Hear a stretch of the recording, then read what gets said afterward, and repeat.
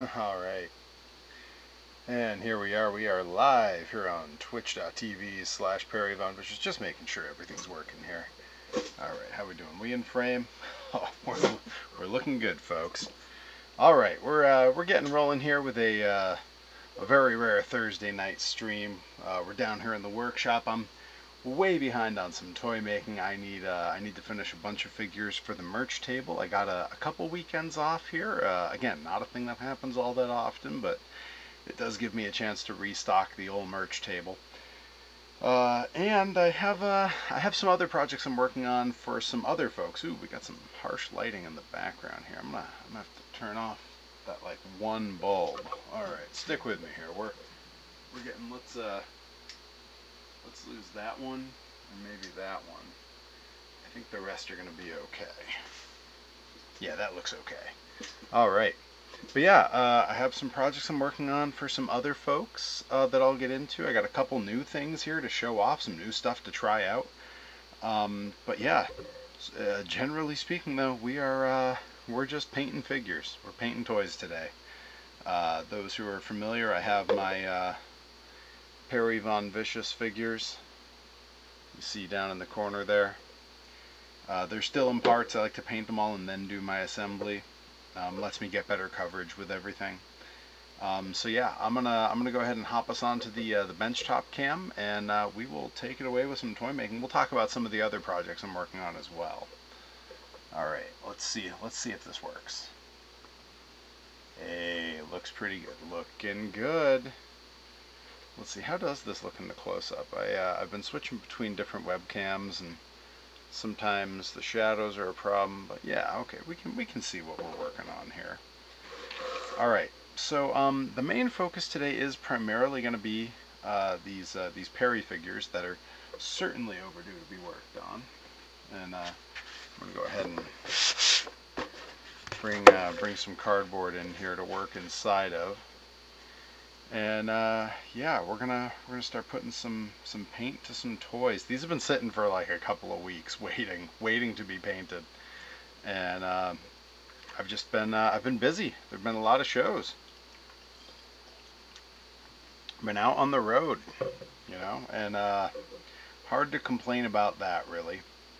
I hope I have some new brushes, and I'm really hoping to get a chance to try those out on stream today.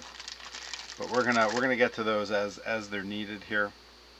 One thing that has made this whole process go a lot faster, you can see it's already sort of a fleshy tone. That's because I was able to find some primer that was more or less a flesh tone that my figures work in. They don't work that way for every figure, but with my particular flesh tone, it's totally acceptable. All right.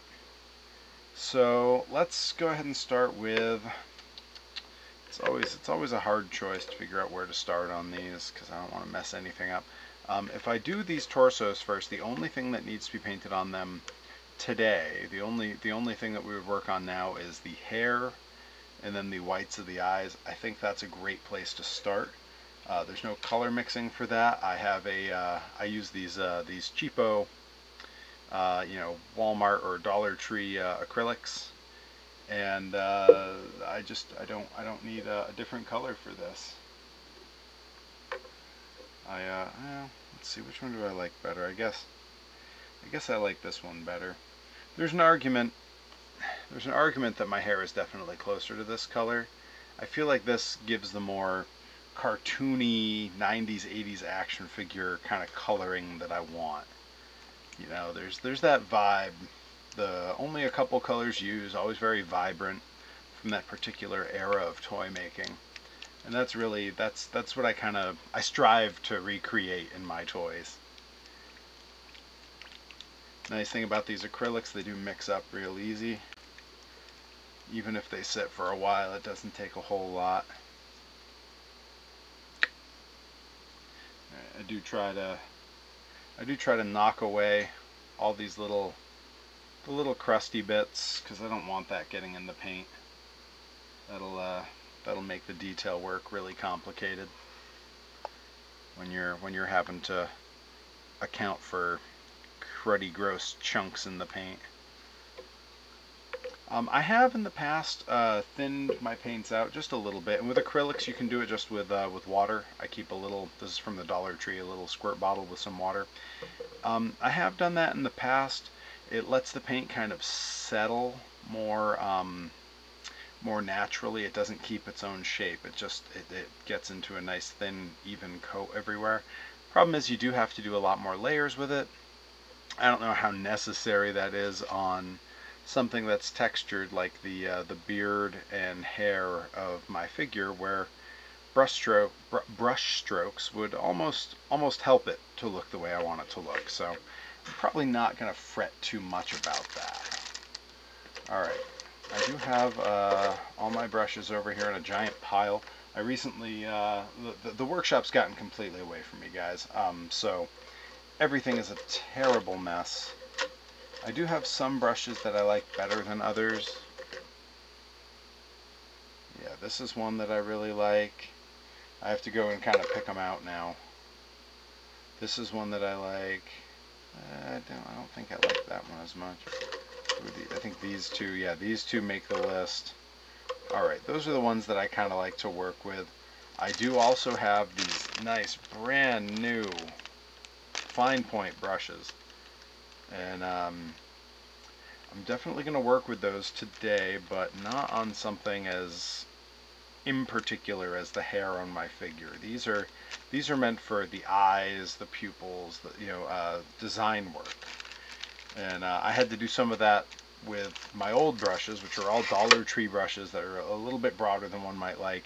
I had to do a lot of detail work on a different project not long ago, and it was stressful. It was stressful. Hey, Cody Brooks, good to see you, pal. Doing some toy making here, working on the Perry figures. Got to have a whole fresh batch out in time for the next round of shows. We got Blitzkrieg coming up in a few weeks. We got more grind coming up. I'm going to be on some Limitless shows. It's all floating by on the old ticker. You know how it is. All right. I need to open up my waters so that I'm not struggling to clean the brushes later. I keep just a couple mason jars full of water here, and then a roll of paper towels nearby, and then I got real water that I can hydrate with. Because when I'm done here, it's leg day, baby. So I'm gonna sit here and cautiously fret and stress while I paint, and then I'm gonna have to do leg day, which is its own kind of torture. Cody Brooks says I'll have to grab one at Blitz. Absolutely, you should. You know, there's something I'm really proud of. I'm very pleased with these figures. If you stick around for the whole stream, I'm gonna get a bit of work done on mine, but then I've got some figures of some other wrestlers that I'm working on as a gift. Yeah, there's a whole story with that. I was working on them a few weeks ago and had a catastrophic paint and model failure in the final moments of assembling one of the figures. And it all came apart, and so I'm hoping to rectify that now, but it was a stressful evening. I can give a hint as to who the figures are of. It was a stressful evening because they were going to be a wedding gift for the two wrestlers in question, and I was just finishing them the night before the wedding when everything went wrong. Very stressful. The two wrestlers in question still don't know that I'm making them some figures.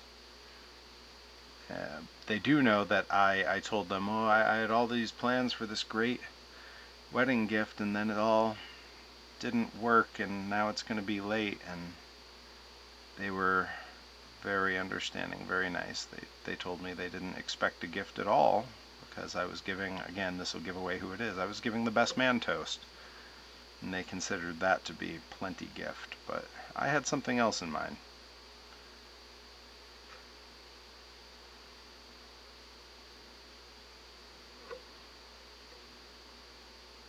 One day I'm going to invest in a very expensive camera so that these streams have better detail work. You can really see what's happening.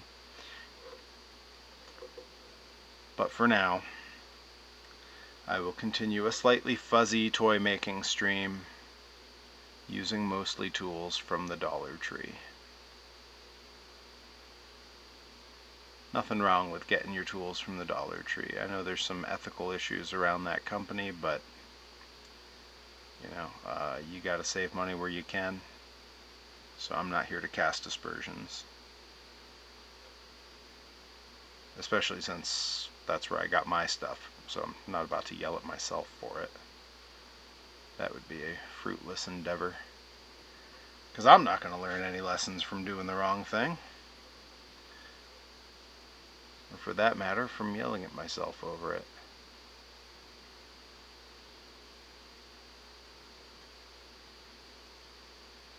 I do find that the real trick with this entire process is to just take your time, be willing to do multiple layers. When I do these toy paint jobs and I'm in a rush, when I have a show coming up and I'm out of merch, it's a far less pleasant experience because I have to rush through it. I'm very stressed. I don't always give everything the time that it should require. But today I've got the time, so I can really just savor something that I would be doing anyway. I've said that a lot on these streams, that the reason I make these toys and I paint them myself, something that other wrestlers have told me, you should outsource that. Find someone else to do it. Make the model, find someone else to print it. Send it off to one of your hobby friends to do the painting. That's been pitched to me, but the reason that I make these toys, I mean, obviously they sell and I make a little bit of money. But really, when you look at the time that it takes me to make them versus what I charge, am I making money? I feel like I'm taking a pay cut sometimes. But the reason I do it is because I would have been doing this anyway. When the time comes where I'm not in the ring anymore, I'm absolutely going to be sitting around making 3D toy models of my friends from wrestling, of wrestlers that I always wished they made toys of but they never did. Just neat stuff for my collection, and I think it's fun. I enjoy myself when I do this. You know, this is as far as hobbies go, this is one that is, at its worst, benign. At its absolute worst, it is harmless, and at its absolute best, it's cool. It's art crossed with, you know, checking childhood bucket list stuff off. Who doesn't want their own action figure, you know?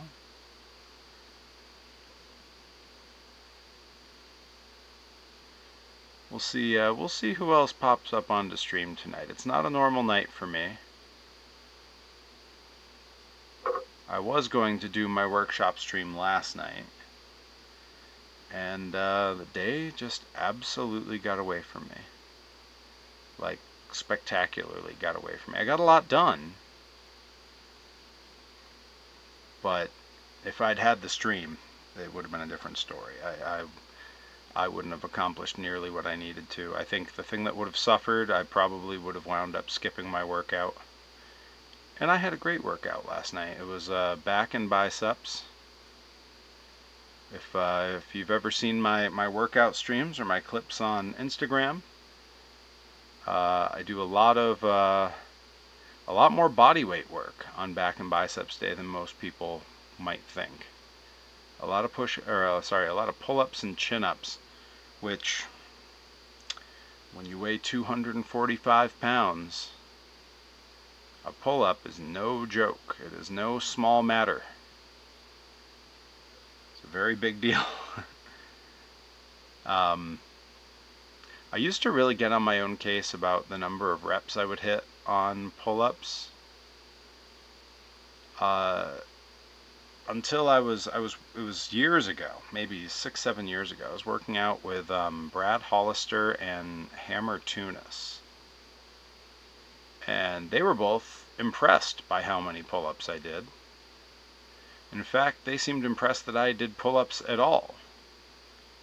And I told them, yeah, but I don't do enough. I think at the time I was getting, between 4 and 6 reps per set. And it was Brad Hollister, who just very poignantly said, yeah, but, and at the time I was 205, 210 pounds. He said, yeah, but you weigh over 200 pounds. Every one of those pull-ups, you're lifting over 200 pounds. That's crazy. Working out with those guys was fun. I miss that some days.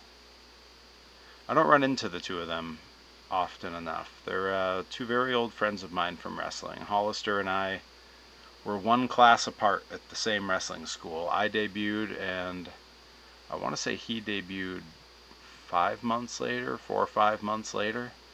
So we were very, very close at the beginning of our careers. Of course, I was 22, and he was 15. So we were good pals. But outside of wrestling, outside of wrestling and Weird Al, there wasn't a ton the two of us could relate to each other on. Now that we're much older, we have a lot more to talk about when we chat. It's crazy to see him. I still think of him as the 15-year-old that I knew. But he's married, owns a home, and has a kid now. Like, wild. Wild. They grow up so fast, don't they? Actually, he grew up at exactly the normal rate. It took him exactly as long to get to his current age as it takes anyone. Alright, and there's one. We got one done. I'm going to let this just air dry on its own, but I think it might not need a second coat. This much lighter primer color that I have here, this sort of flesh color, has made it very easy with certain colors to not require 2 coats, which I adore. I used to have to do 3-4 coats of that. I would have to do a bunch of coats of the flesh color. It was not fun. It was not an enjoyable experience. So yeah, I'm going to hang this up, and we'll move on to the next one.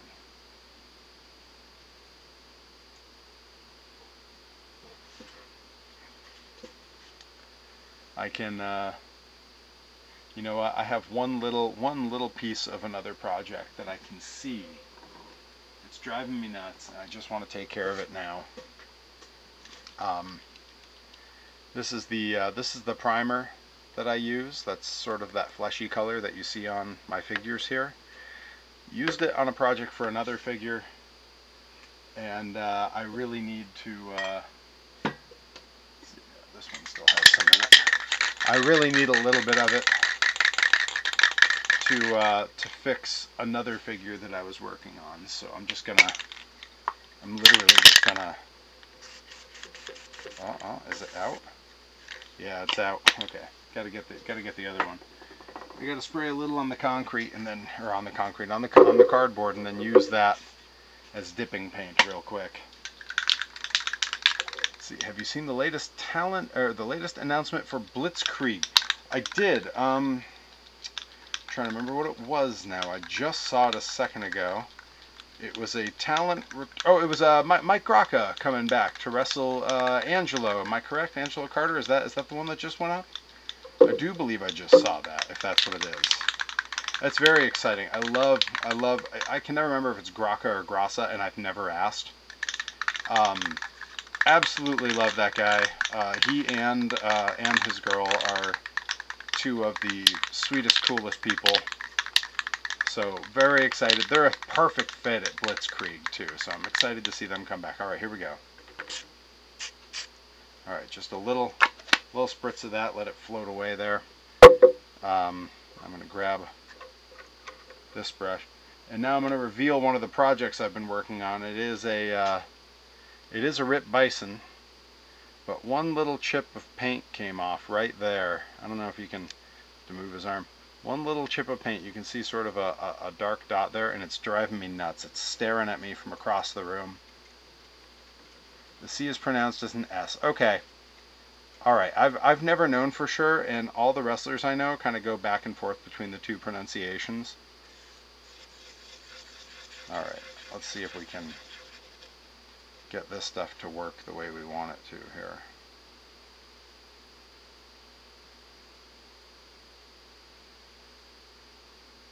Okay, that looks pretty good. Earbud warning for anybody. I'm using the heat gun for a sec to just get that layer to set, and then I'm going to hit it with a little more.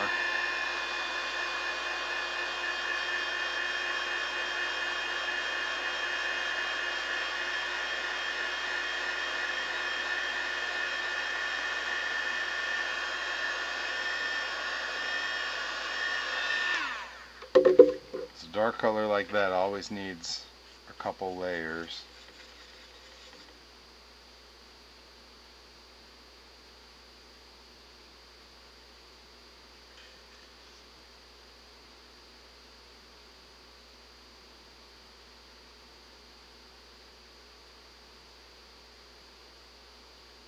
There we go. Alright, that's a lot better. Took care of that. That was going to drive me nuts. That had been staring at me the whole time. This is the Rip with the very detailed Rip boots. So very excited to get that in his hands sooner than later. But for now, it needs to just sit off to the side. See, I was there at RWA when he injured his leg, so I'm glad I'll get to see his first match back. That is great. Yeah, super bummer when that happened. Yeah, I mean, it's always a bummer when anyone in wrestling gets injured. You know, there's never any like real guarantee on, you know, how, when, or if you'll come back, how you'll be received by people. It's really rough.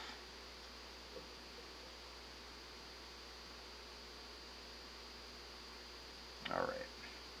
And I just learned a valuable lesson.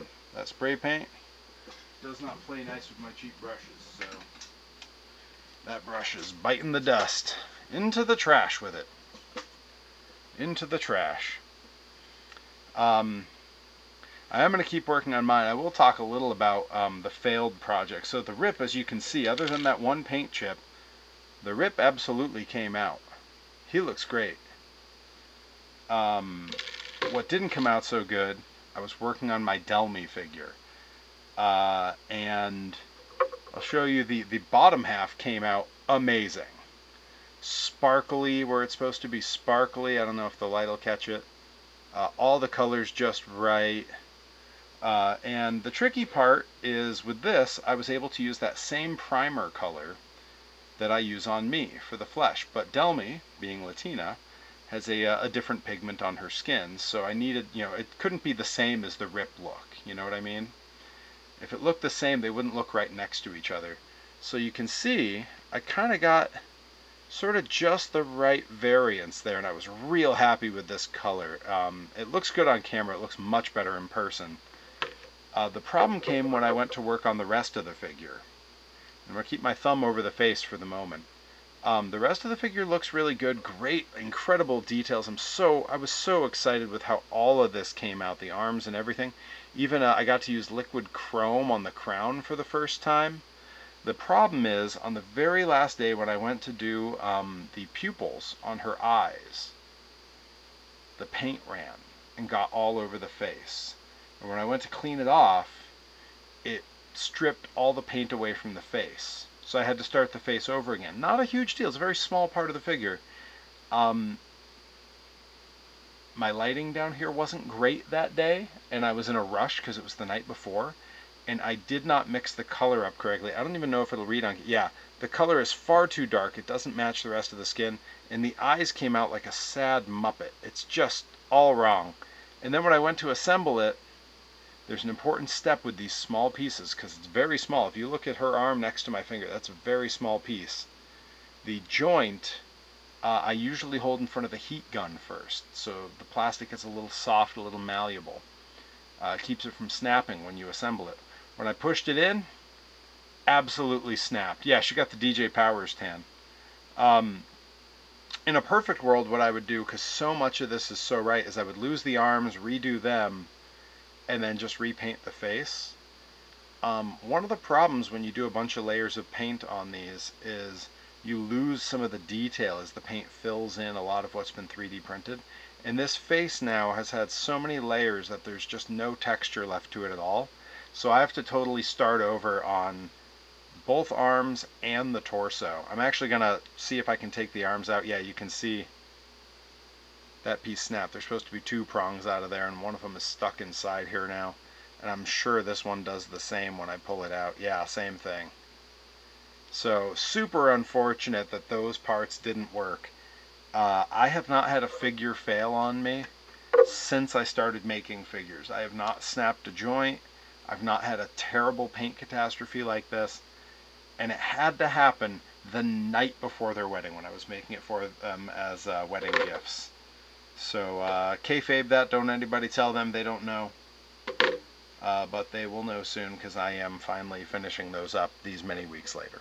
Alright, for now, we're going to set Rip and Delmy aside. The Rip figure's finished. He's great. But for now, we got to get back to these Perrys. Painting some beard and hair on Perry here, and if it goes smoothly enough, that'll be that. We'll be done on the yellow for these figures. You know, I tend to go one color at a time so that I'm using all of the paint that I pour out. That's twofold, right? It's partly I'm not a wasteful guy. You know, my wife and I homestead. I've been known to recycle and repair far more than replace. Often, sometimes to my detriment.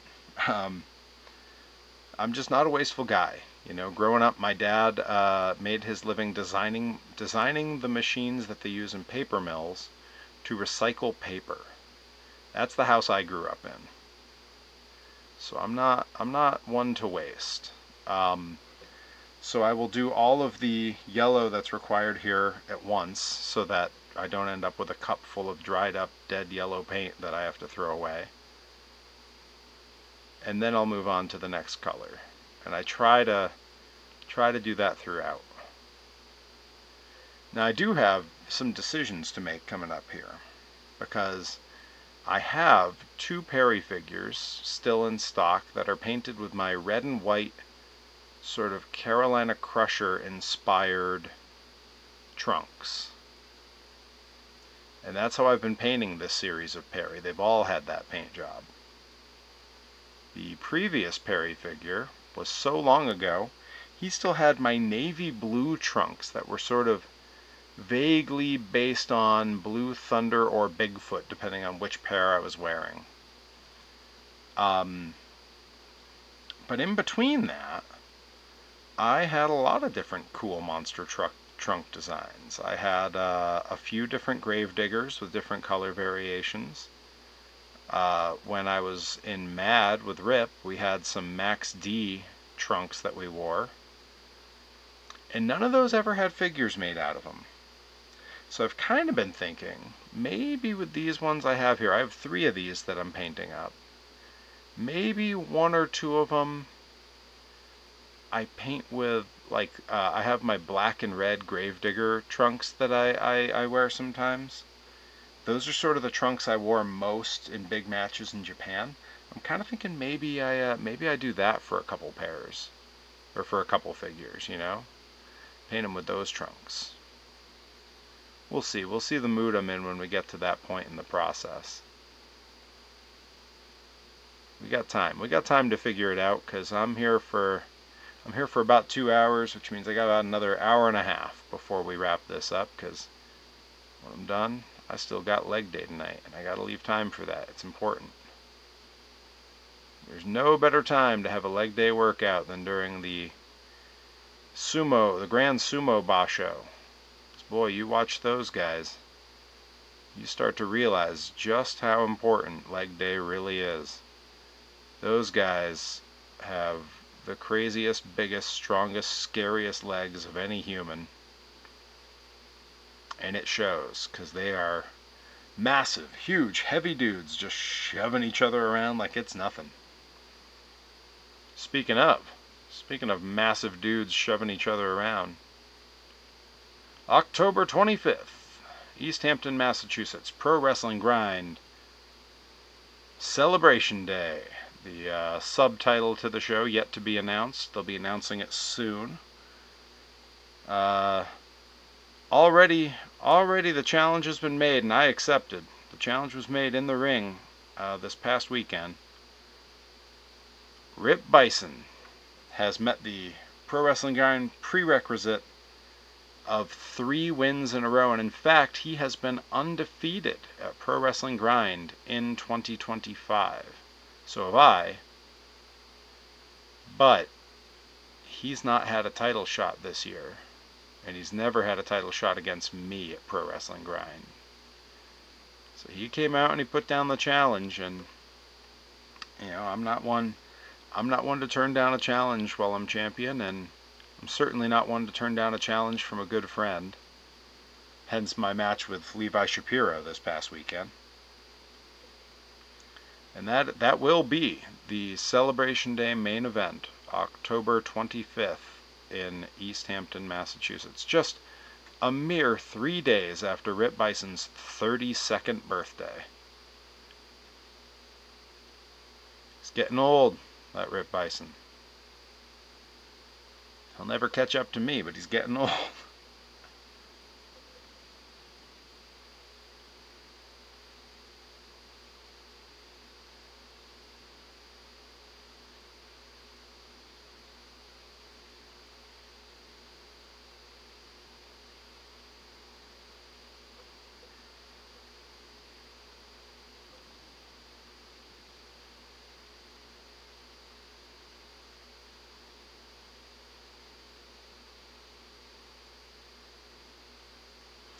I will say, doing this, painting these figures online on live streams and putting it up on YouTube, it's pretty neat, because I get some interesting messages from folks about it.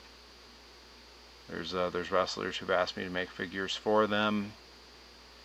I had someone message me the other day on my eBay page, of all places, saying they saw a YouTube video where I was making my own wrestling entranceways, which I did. I made one for Grind and one for Blitzkrieg, and they want to commission me to make one for their kids. So I'm probably going to take them up on that. That may be a future stream.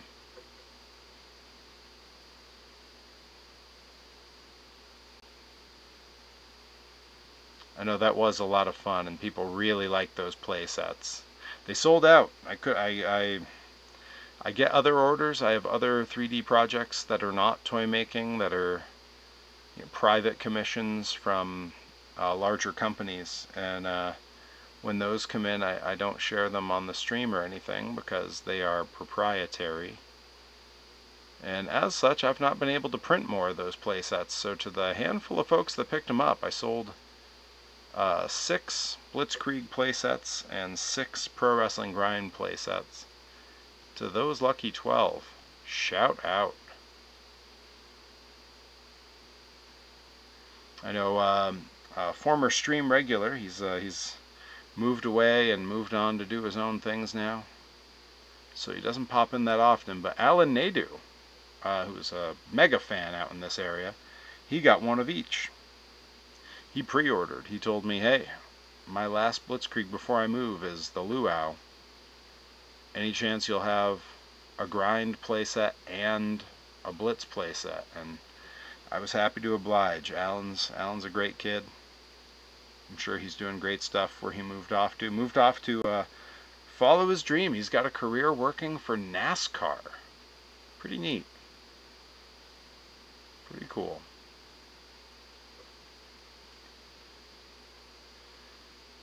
Alright, this is coming along well. Happy with this. Yeah, we're just about to About to move on to the last one of these, I think. We're just about there.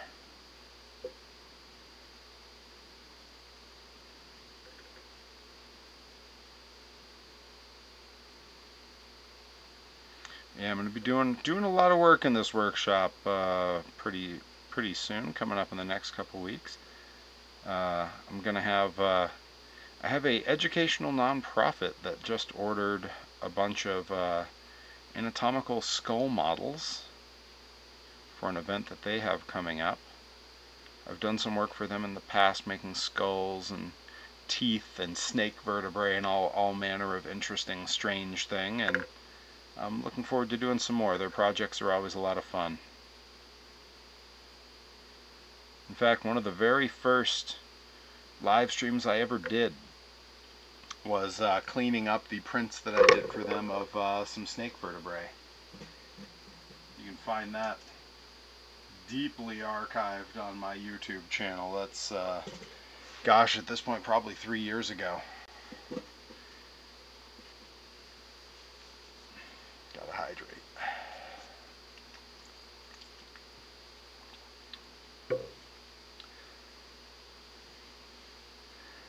Just looking at some of these other parts, coming up with my game plan here, thinking what colors we want to do in what order. I think next we're going to break out some white and do some base layers on the legs, and then we'll be able to break out some black, and we'll be able to work on the arms and different parts of the legs. You know, again, I stick with the method of only using a few colors on each figure. Because that's how toys were made in the 80s and 90s. You know, and still to this day, a lot of toys, you only get a certain number of colors on each figure. It's a cost-saving measure. It's how the factories work. You know, with some of these really fancy companies, when you look at like what Jazzwares is doing, or what Hasbro does, or Mattel these days, they do things like laser jet printing on the faces of figures. So they can do exact painting of faces on top of the texture that they have in the mold. And that makes for some incredible stuff, but boy, when you see the ones that are bad, they're real bad. For me, I always loved the look of the old Kenner toys, the old Hasbro toys, the Playmates figures. You know, they made your Ninja Turtles and Toxic Crusaders and Dick Tracy, which are all about the same scale as each other, which is pretty cool because you can play with them together. Or if you're like me and you mess around taking your toys apart, you can combine some toys together and make some weird combinations. Dick Tracy with a turtle body. Those kinds of things. Dick Tracy with a Dick Tracy body, all formal, but with Toxie's head. Looks like Toxie's on his way. You know, he's wearing a suit and tie like Dick Tracy did.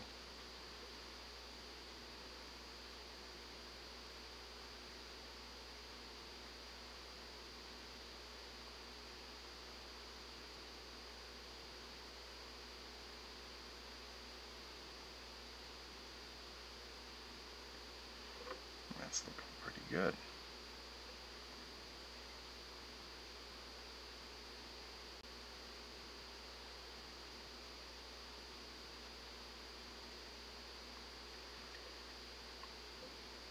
I do hope that some of the folks who've bought toys from me at shows, you know, they're just coming by the merch table. It might be their first time seeing me, and they just see like, oh wow, this wrestler has his own figures.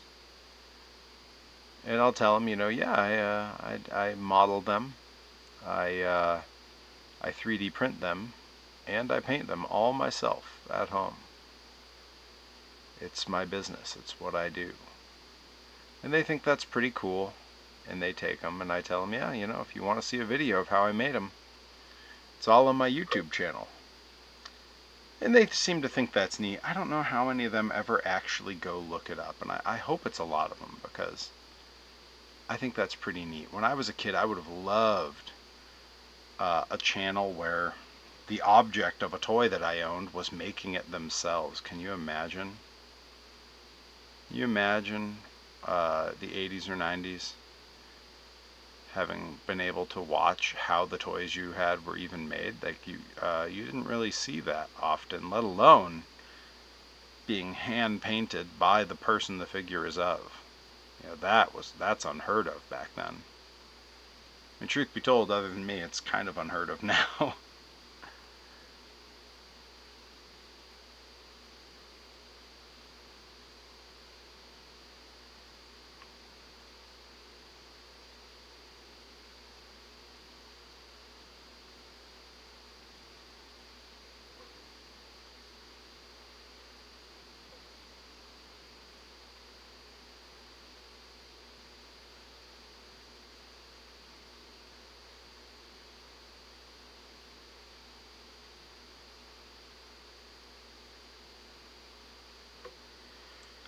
We'll see. We'll see how many viewers we have when this wraps. We might go raid Midnight Sumo. See how the Basho's going, or if everyone's had to take off for the night. I'll do the same, but of course I'll be tuning into the Basho myself because I have a workout coming. Rigging up a free Craigslist TV over in the basement gym really has made lifting down here even more fun.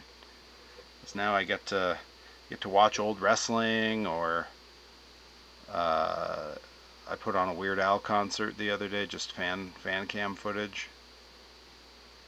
Really makes the workouts more fun, you know.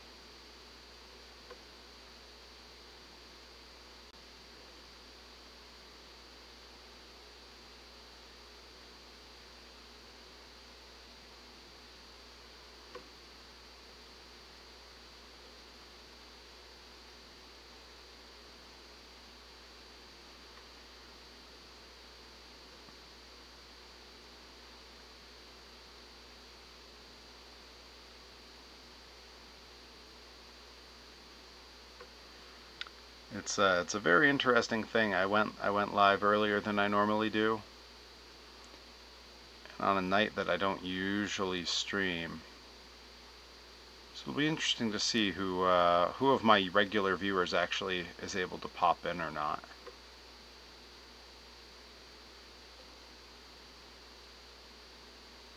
It also, you know, it's been a light turnout already. I think we've only had Cody here.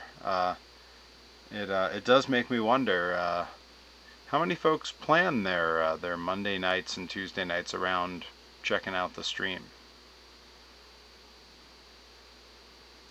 because they're here every time. The regular crew, all the usual suspects.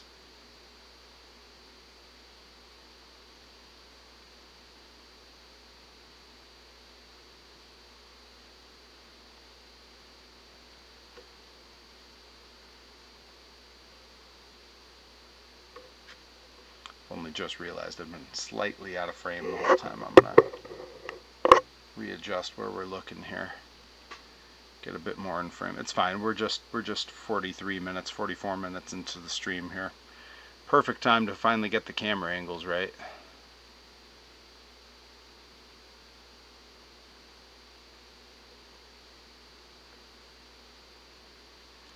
It's the tough thing about doing these workshop streams is I need to be watching what I'm doing, which makes it very hard to keep an eye on the stream. I'm an okay multitasker, but not quite that good. Hey, Rye made it. How are you, Rye? You know, it's an off night for the stream, and got an early start, but we're here. We're here, and we're making some figures. Because the merch table beckons. It needs to be refilled. It needs a sacrifice. A sacrifice of plastic. A plasterifice. That can't be the word I was looking for. Alright. And that is hair and beard on figure 3. Looking pretty good. Oh, hey, Nightbot. Nightbot's here, guys.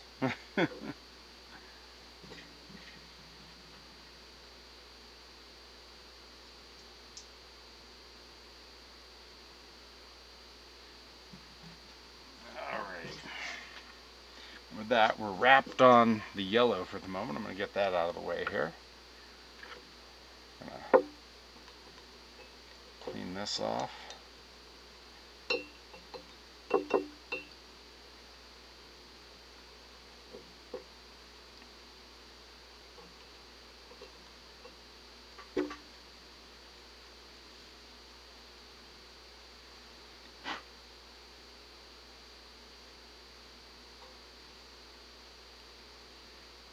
That's looking pretty good.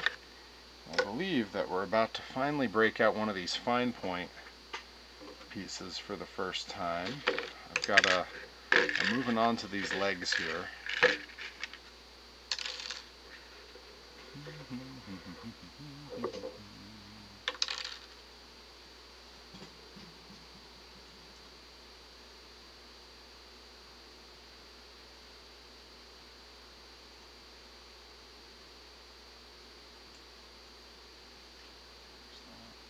Just readjusting my drying rack over here, making sure that everything I bring over will have ample space.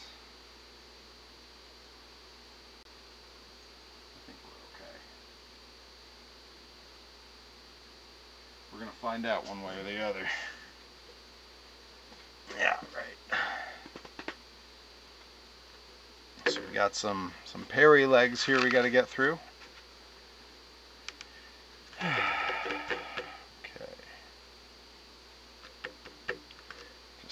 Pausing and thinking about plan of attack here. I think we are going to open these brand new brushes because I've been dying to try them out.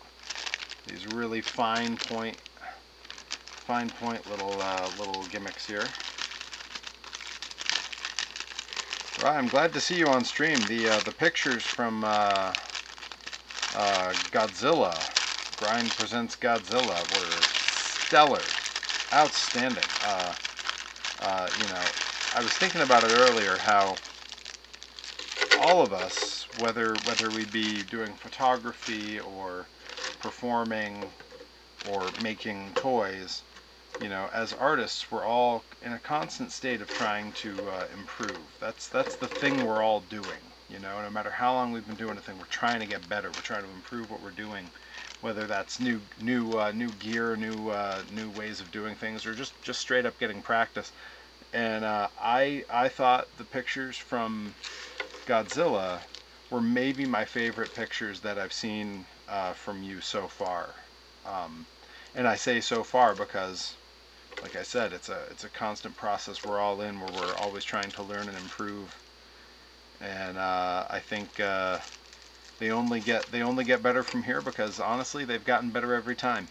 And these ones really stood out. They were great.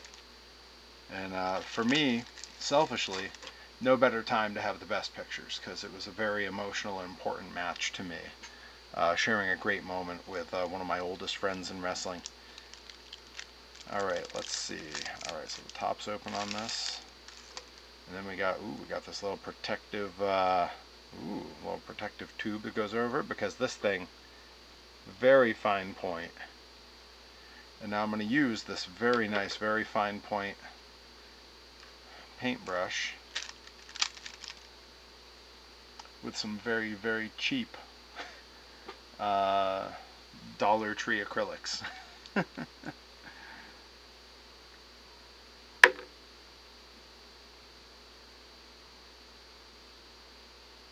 that actually might work.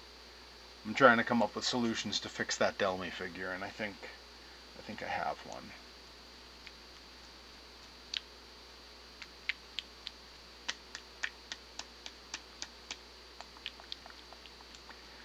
I was right before the stream, I was looking up services that let you, free services that stream music that is royalty-free instrumental music for backgrounds on YouTube and Twitch, because each one has its own set of licenses that it allows or doesn't allow, so it can be very tricky to use background music on Twitch and then upload to YouTube as I do, or to dual stream, which I'll be doing soon enough.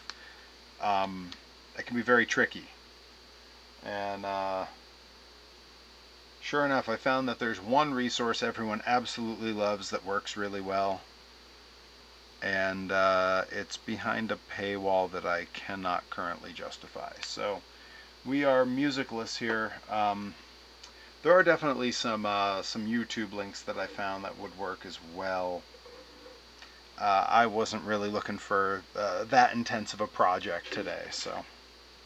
All right, so we're getting into just this little right in here, where the sock between the boot and the knee pad goes.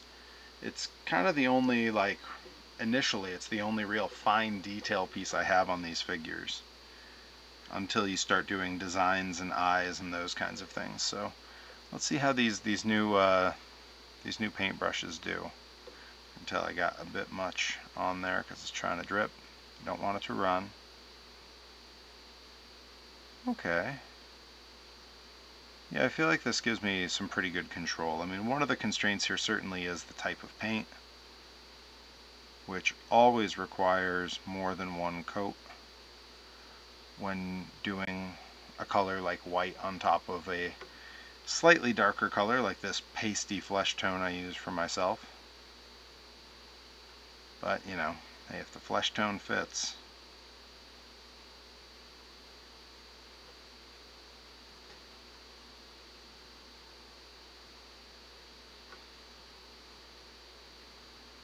I feel like at winter shows these figures are really going to look like me. Already my tan from the summer is fading. Just these slightly less sunny, slightly less warm days. That's all it takes.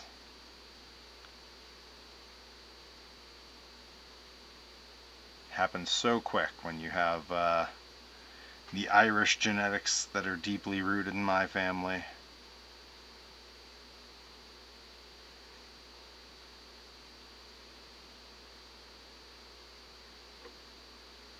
Alright, and that, I may actually, that's seated in there pretty good. That little strip of white there. That may not actually need a second coat. I'm going to let that stand here and just dry of its own accord and do the rest, because if that doesn't need a second coat, that would be really nice. I enjoy painting these things, but the repetitive nature is less fun. I don't love painting the same part over and over. Doing multiple coats on something like a toy is tedious and frustrating. That said, the overall process, I'm painting toys. You know, it'd be a very strange, overly privileged view for me to sit here complaining about it. Considering it's a hobby that I really enjoy, but also one that I make money off of. So, yeah, hard to complain. I've heard some of my wrestling friends complain about the travel and about their body hurting and about needing new gear. And, you know, honestly, like, a few of them I've just straight up pulled them aside and said, like, hey, don't you like this? Like, didn't you start doing this because you love it? Like, don't let it become a job in any way other than you should make money doing it. That should be the only part of this that makes this feel like a job. This should be a dream job. I mean, isn't that was the whole idea? That's why you took your first bumps, right? Trying to make a dream come true.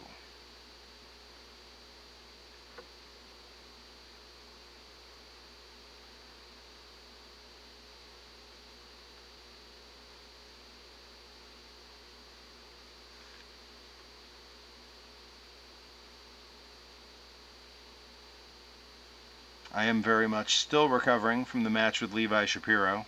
At one point, Levi and I fought to the floor and came to blows directly in front of the crowd between the ring and the guardrail. And I, when cocking my arm back to take a swing at Levi, smashed the point of my right elbow directly on the guardrail. I don't recommend it. It was unpleasant then, and it is still unpleasant now, days later. Alright, that looks pretty good. And now, well, first I need to clean this brush off. But then I've got some decisions to make here while I have this white out here. Do I do all of these in the same color options as my current ones, or do I do some of my other gear? My thought is I should do some of my other gear. I still have two figures that look like the white Carolina Crusher trunks. Boy, that kept a real nice sharp point the whole way through. I'm going to hold that on a white background. Look at that. Beautiful. In fact, I'm going to stick its little protective thing back on it. Why not, right? Keep it safe. Yeah, so I have other gear. You know, I have my black and reds, which were essentially what I wore most of the time in Japan. I kind of think that's what I'm going to do here with these. It is in part because those colors only ever require one layer, and they will come out just fine. But more than that, I kind of like the idea of having a little variety on the merch table. There is going to be some detail on these that's going to be hard. There's flames. There is lettering that needs to stand out on the red. The word vicious needs to be on it. So you know, there's going to be a bit of a learning curve here with how I'm going to make this work. So what I think we'll do is we will start with the color black for now, and we will fly through these arms first. Work our way through the arms, get them done, and then we will come back and do the black of the knee pads and the boots on the legs. And then I believe on the trunks we're going to have to start with red first, and then we can do the black over that, or yeah, around that as needed. I think that's going to be the way here. I think that's going to work. All right. I did want to show one cool thing off while we're here. I picked this up recently. Where'd it go? Where'd it go? No, it's here. Oh, it's buried under my new brushes. This is a product called Liquid Chrome. It's a paint pen that paints essentially a mirror chrome surface, infinitely better than like a regular silver paint or anything like that. And to show the difference, I have here, this is this snapped when I was working on it, so this never got sold.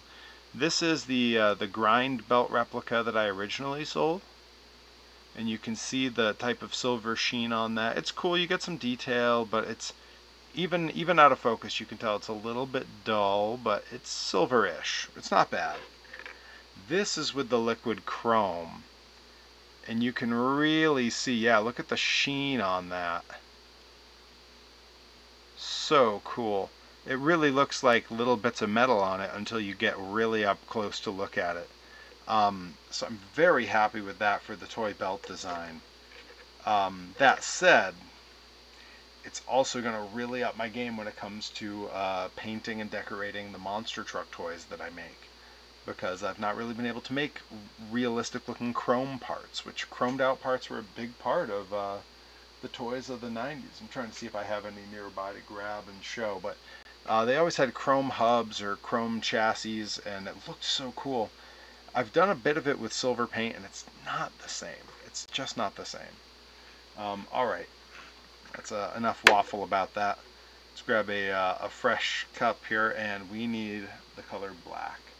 I keep a great big one here because I use a great deal of it, because wrestlers love to wear the color black, and a lot of wrestlers have black hair, so I end up on my toys using a great deal of this stuff. I myself wear black boots, black knee pads, black wrist tape, a black elbow sleeve, which did not save my elbow from the guardrail in the match against Levi at all, and often black trunks. So, not faulting anyone, but it is a lot of us that do it.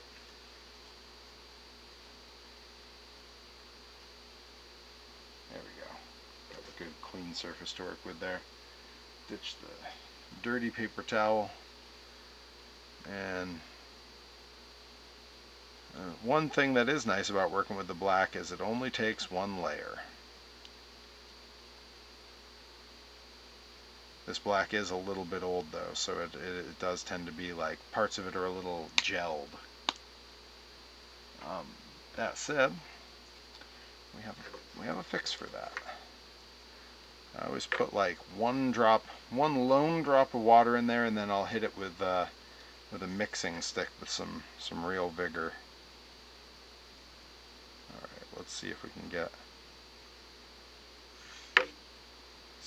a lone drop to happen here. Whoa, a lot more than a lone drop.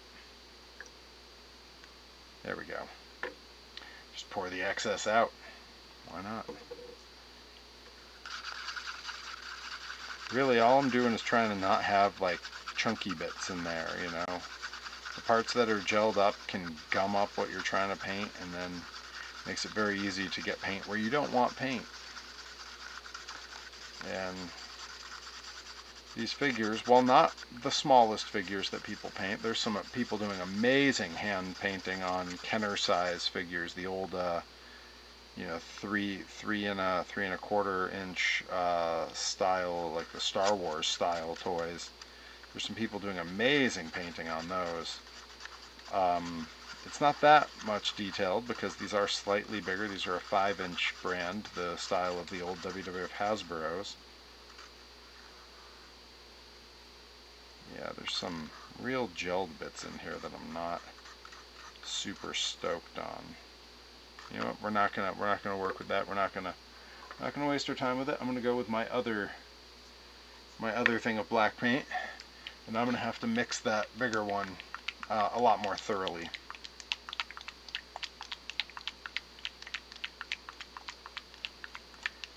I'm not about to cost myself some of these carefully printed pieces in the name of paint that came to me for free. I've mentioned before on stream, a lot of these paints were gifted to me by my aunt, who was a full-time school teacher for her entire career and retired a couple years ago, and was moving away, moving to be closer to my cousin and her wife and their kids, so her grandkids. And before she moved, she needed to get rid of everything, and she had a ton of art supplies from her time teaching, and a ton of tools. I got a bench grinder, I got a circular saw, all kinds of great stuff, a pile of hammers, and she gifted them all to me, which I'm very grateful for because I've put them to great use. All right, so let's see, which one of these do we want to do first? I think we'll save these. These are a little bit easier. We got two styles. We got a left hand and a right hand. On the right hand, I wear tape sort of here and here, and then I have an elbow sleeve up my arm. So it's a little bit more detail work, which I didn't think about when I figured out my look. Instead, I just wore what I thought was cool like an idiot. Don't know what I was thinking. I don't even know that it looks that cool. Alright. So I like to start up here and kind of do the bit up on the hand first.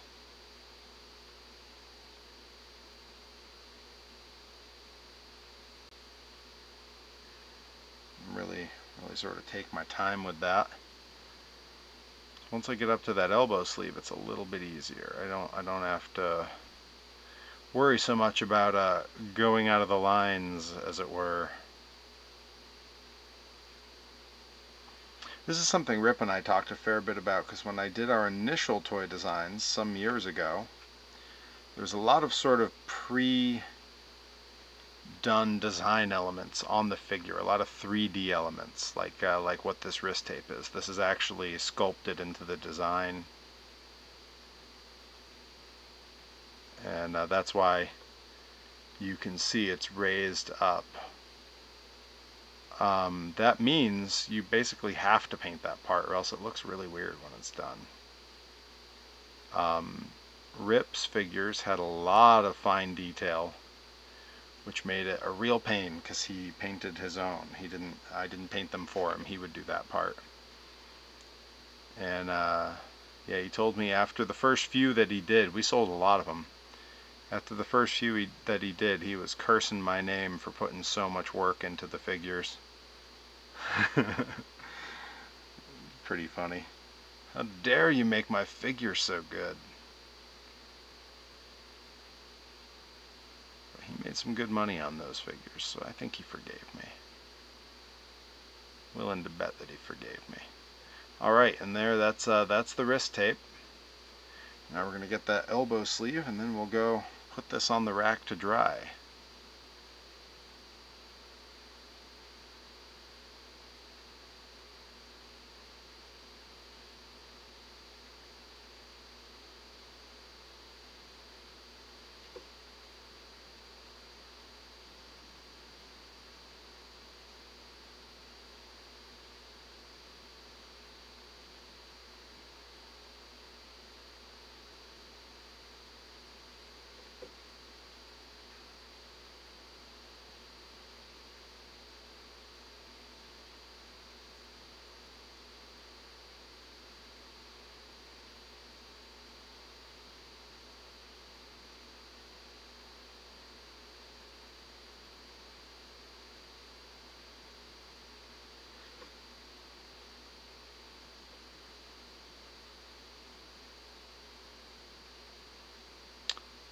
I kind of think maybe I really do need that background music, because sometimes I get a little focused on what I'm doing, and then I get very quiet. And I can't imagine that that's that entertaining for folks. It'd be nice to just have some generic lo-fi garbage playing in the background, since it would have to be copyright free, you know? Hey, Mr. Man, how's it going? I do have background static. That background static is a very specific sound. I don't think it's visible behind me. Yeah, I'm blocking it out entirely, but I have a air purifier that I run down here in the basement during any time that I'm down here, because I'm melting plastics and curing resins and using paint, and you know, it's bad for you. You don't want to breathe a ton of that stuff in.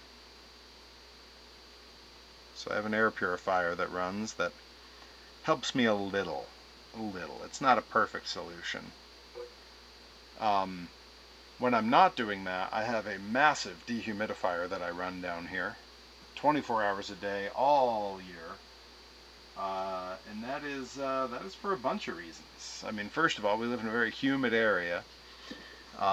So some things that I have down here, I have artifacts from my time wrestling, things that are in print, fan art the fans have drawn for me. I have original mechanical drawings that my dad did for his job when he was about my age, none of which I want to get moldy and terrible, so the dehumidifier helps with that.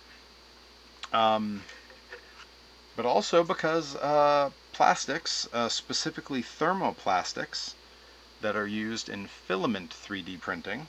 So I primarily use PLA, which is a recycled, I believe, corn-based plastic.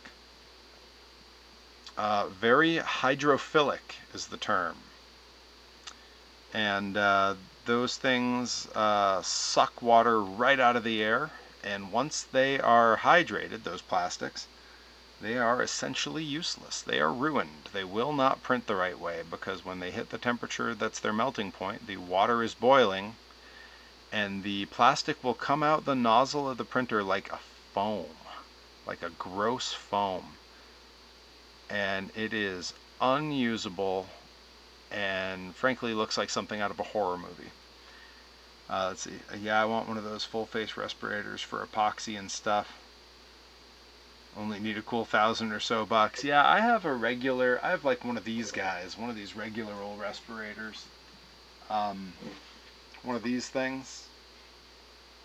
And it's good when I'm doing things like sanding toys, or if I'm doing extended periods of working with uncured resin, or all of my resin has to be washed off with isopropyl alcohol, and it's not great to breathe a ton of those fumes either. So when I do that stuff, I'll put that on.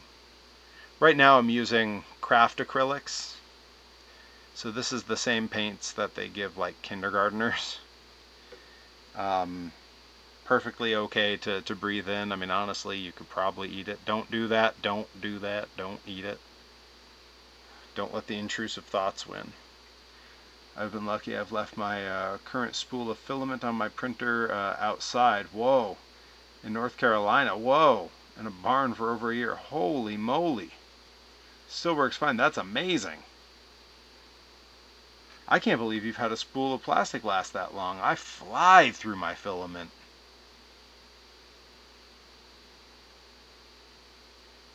But I'm also manufacturing toys and doing small contract work, so that'll do it. It does mean that I have to buy filament in some very interesting colors. I was mentioning earlier I have a freelance gig for a educational nonprofit that I've worked with. They have me doing some skull prints that are going to be resin. I wanted them to be higher quality. But when I've done them larger skulls that won't fit on my resin printer, I do those with filament. So I do have bone-colored PLA filament, and it works like a treat, and it looks really cool when it's done. That sort of off-white, yeah, just really cool.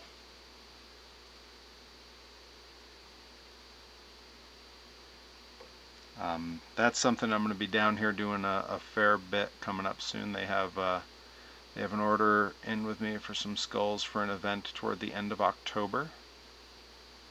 Since they're resin, I am going to have to spray paint them, so I'm going to be ordering some bone-colored spray paint. Thankfully, it's Halloween season, so I imagine everyone's got it in stock. The trick is to block your printer with other stuff so you can't use it. Oh, that's what I'm doing wrong. My printers, I'm trying to see what's the easiest, over my shoulder here, have their own massive enclosure that I built. I have it insulated and have a heat pad running in there, like the kind you give to a lizard. That way, when wintertime comes, the temperature variants are not an issue. I guess the amount of sawdust flowing around my barn helps with the moisture. Yeah, that's true. Also, when you have a lot of sawdust in the air, it can really mess with printers. Another reason I gave my printers an enclosure, because just off camera, that way, I have my table saw. And if you've ever seen my workout clips on Instagram, just outside of the area I use as my gym, I have my miter saw. So yeah, there's some sawdust that goes flying around in here too. Hey, thanks Nightbot. Everyone should subscribe to my YouTube channel. You're absolutely right. How did Nightbot know? Certainly not because I wrote that message out myself and put it into Nightbot. That couldn't be the reason. Okay, there we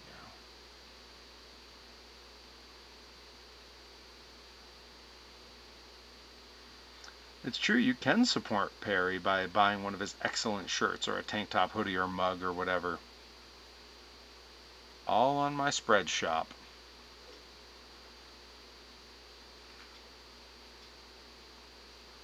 Some great designs on there. I believe I only have designs from my current persona, the human monster truck. maybe, because I do have all the old ones, maybe I'll throw up some of the old Rich Guy Perry designs. There were some pretty good ones. There were some good ones. I had one where I drew an Edward Gorey style cartoon cat that was dressed like the way I dressed to the ring in my Rich Guy persona. And then in a very Edward Gorey font, it said in French, fully in French. There was no English on the shirt apart from my name. It said, I am a very wealthy professional wrestler. Also, I am a cat. And then it had my name.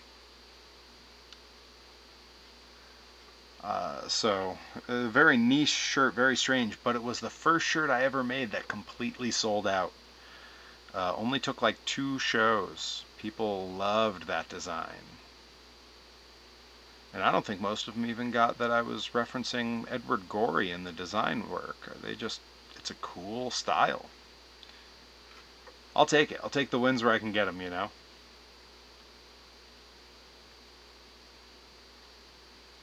Here Mr. Man says, I'm currently switching between a 3M half mask respirator and a RZ reusable dust mask respirator for sanding epoxy and then mask for turning. Oh, I'm glad that you take all the precautions, because not everyone does. It's a big problem that I have with some of the makers that I really like watching on YouTube. They do some incredible work, but at least in their videos, they don't wear eye protection, they don't wear respirators, they don't wear masks, they don't take any of the protections that they really should have. At the very least, they should be modeling good behaviors, because people learn from them. That's one thing I'll give credit where it's due to Adam Savage, who's one of my favorites on YouTube. He will wear a respirator. He will tell you to wear a respirator. He does it right. I mean, hell, even if you've never seen him, the Craftsman. Think about Craftsman, but with no T. The Craftsman. Crafsman. He is one of my favorite toy makers, model makers, sculptors, painters on YouTube. He appears only as a puppet. You never see his face, but he has a puppet persona. And he always tells you, with his Creole accent and his very interesting forms of grammar, he says, wear you a respirator. So he tells you, gotta wear the safety equipment. Alright. That is 3 arms. Done. We are zipping through the arms. The arms are the easy part. The arms take almost nothing. Honestly, the torsos take very little. Once you learn to do the beard and the hair, those can go by pretty quick. And once that's fully dried, I always give it another look just in case any areas need touch up. But then I'll do some the whites of the eyes, then the clear coat, and then the pupils go over that so it doesn't run when the clear coat goes on. I have to give that guy, oh, he is a hoot. He has an incredible vintage style to everything he does. It feels like when you were a little kid and you had, like, especially for me at my age, my earliest memories of doing crafts and arts was late 80s, early 90s when I was very, very little.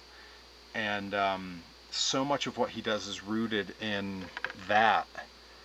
And it feels like watching someone with skills who is a grown-up do the kinds of crafts projects I dreamt of as a kid. And speaking of, that is, I've mentioned it on stream a lot. I even said it earlier on this stream. That's why I do all my figures myself. It's something I would have been doing anyway. As soon as I got a 3D printer, I started making monster truck toys and things just for fun on my own while the world was shut down. I didn't have any performances to be at. I didn't have any merch tables to sell stuff at. So it was just, this is what I want to do with my free time. So now that I stream as well, I hop on here, I paint up some figures. It's something I like doing. It's fun. Even when it's stressful, it's fun. And it does get to be stressful. Even when it's stressful, it's fun. And I make a tiny bit of money on the stream. I make a tiny bit of money on the YouTube upload. And then I sell the toy when I'm done. So it's like I found a hobby that sort of pays me to do it, which is pretty great. I think most of the creators I follow use proper protection, especially Evan and Caitlin, and I brush with Becca. Then I find videos of a traditional Japanese turner just out there doing things with no safety of any kind. You know, it's crazy. There's some people in the maker community who are like, especially if they're very old, they'll take zero precaution.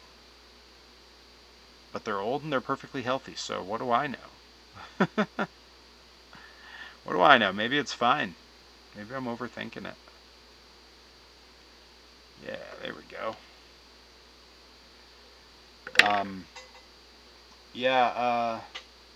It's interesting that that's the case. When I was in Japan wrestling, I really enjoyed... yeah, don't take safety tips from a guy named Stubbs. Or a guy named Lefty who will tell you I used to be right-handed.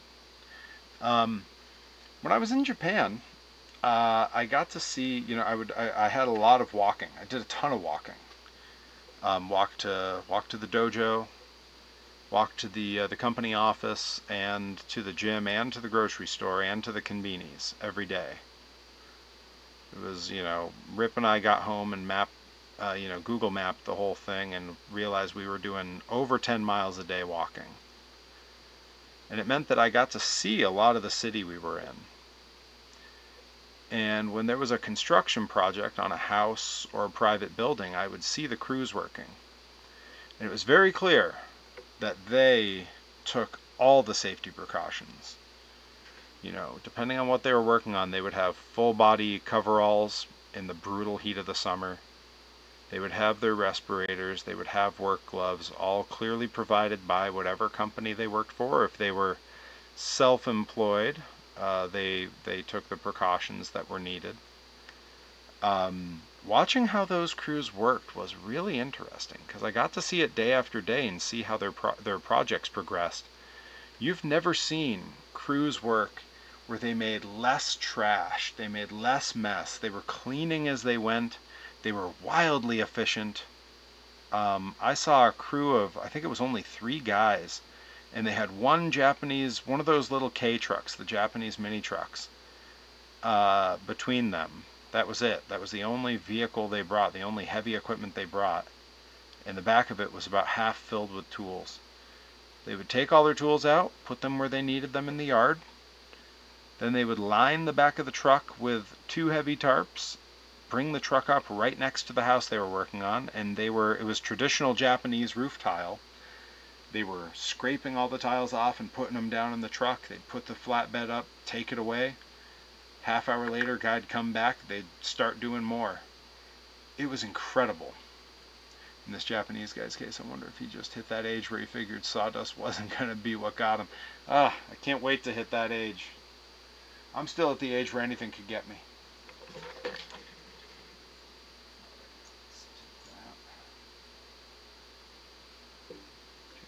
Set this here carefully so that it's not on its own paint. There we go. Jerry-rig my little figure stand so that I've got somewhere for this to land. There we go. Yeah. One arm left. I can't wait to hit that age. Who knows, I might not make it. Wrestlers don't tend to have terribly long lives on average. Although, being a straight edge wrestler who's happily monogamous, I might be okay. Thanks, Nightbot. Everyone should follow me all across the vastness that is the internet. I am everywhere you want to be, although on some platforms I tend to be a bit more quiet than others. Largely because there's a few platforms I'm not particularly proud to be a part of.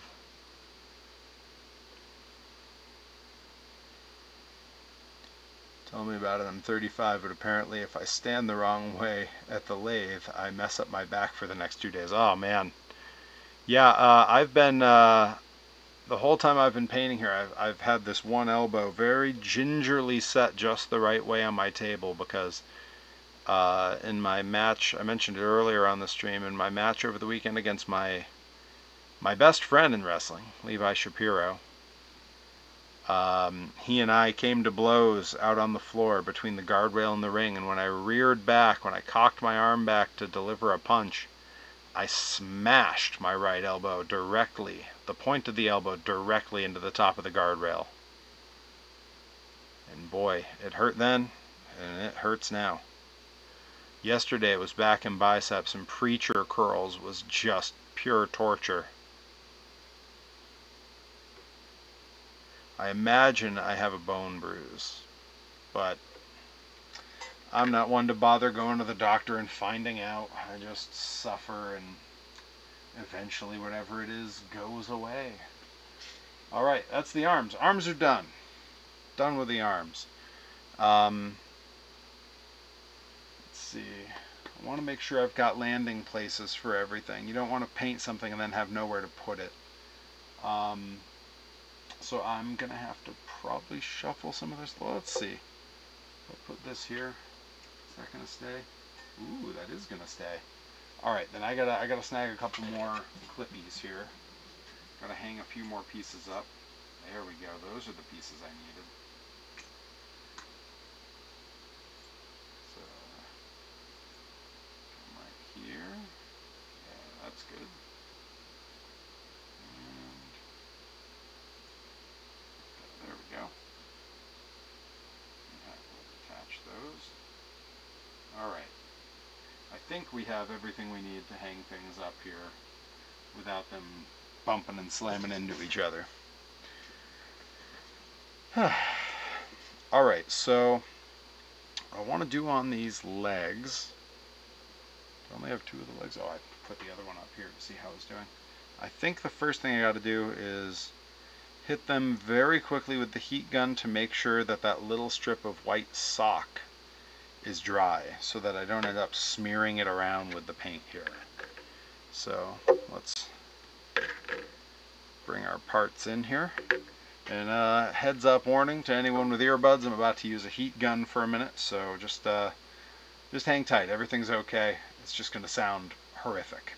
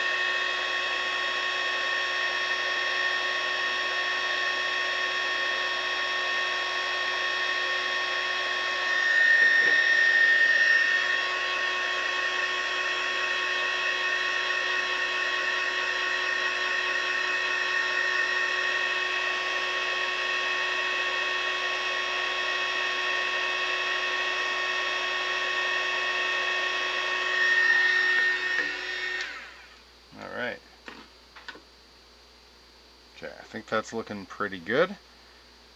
So now, for right now, I think what I'm going to do is I'm going to get these knee pads and boots on all these done. And we can make sure that's good, because we are running up on the time here. I probably have another 25-30 minutes to go before I got to call it and go hit legs. Not my favorite day in the gym. You know, it's working out at home.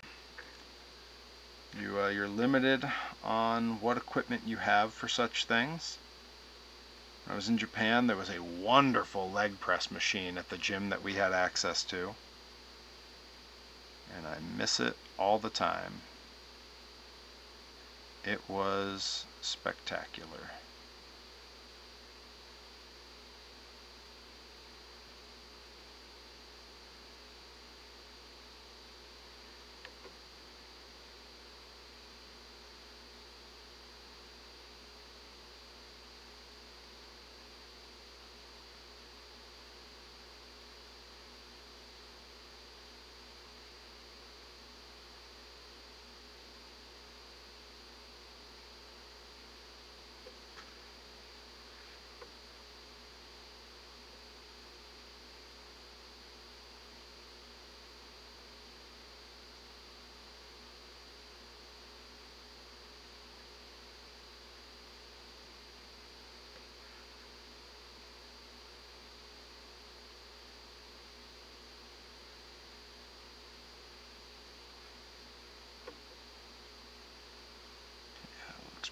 good. Having to keep a close eye on brush lines here because I don't want to do a second coat. And this is not a particularly detail-oriented part of the paint job, so I can go a little bit heavier with the paint without worrying about losing any of that print detail. Again, resin printers, in particular the one I used for these figures, prints in 8K resolution, so every little detail of the sculpt is beautifully represented in the final product. I don't want to undo all that hard work with lazy painting. Doing big, thick, globby coats can undo that real fast. So sometimes it merits doing a second coat if you're in an area of the figure that has a lot of careful detail, and frankly I don't have that steady of a painting hand to begin with, so sometimes I end up needing that anyway.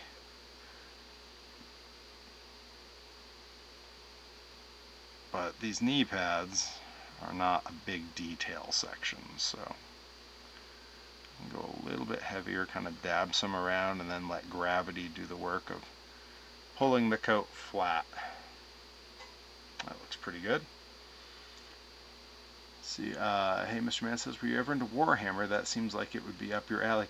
You are not the first person in the last few days to ask me that. I was asked that at the merch table at Pro Wrestling Grind this weekend. I was not. You know, interestingly, because I am exactly the right kind of nerd, you're right, it does seem right up my alley, I missed the boat on all the nerd stuff. All the things I should have been into, with the exception of like Star Wars and Weird Al. With the exception of those things, I missed the boat on everything.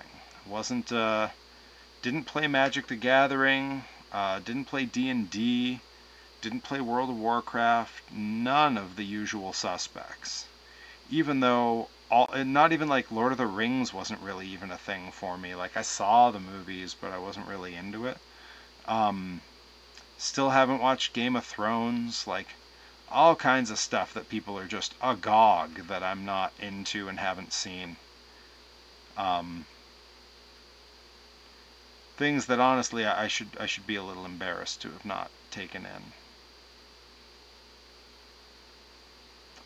But you know, it's 2025. Nerddom comes in many forms. You have your gamer nerds, which I don't think I really qualify for. That if I tried to claim that, you've all seen the channel, you've seen the kinds of games I play. I think if I tried to claim gamer cred, that's stolen valor at this point.